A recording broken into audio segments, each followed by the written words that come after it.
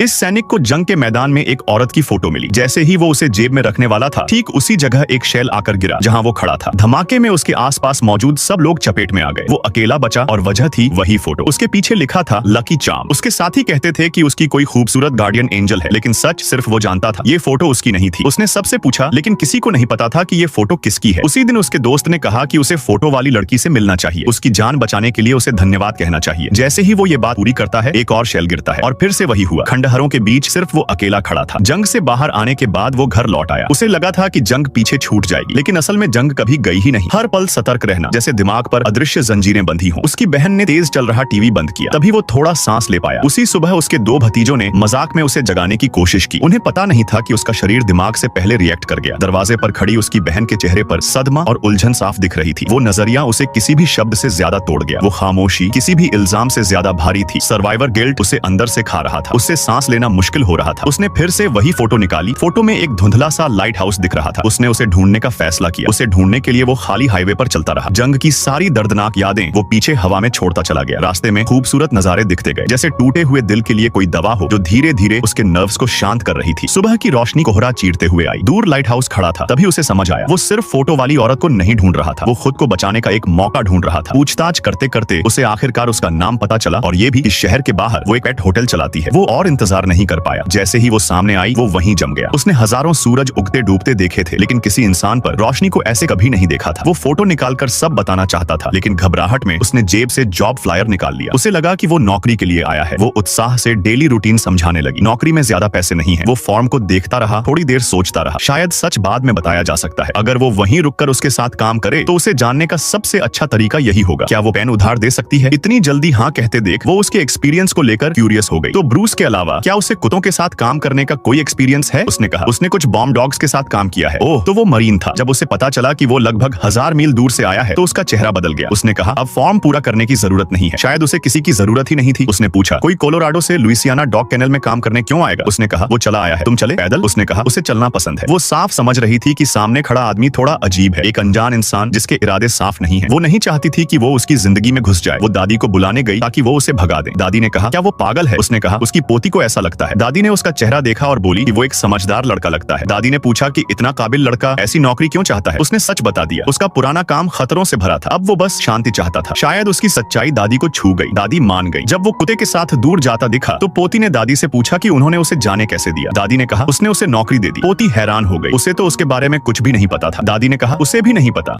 तुम्हें तुम्हारी माँ की कसम है। वीडियो को लाइक करो और चैनल को सब्सक्राइब करो। धन्यवाद।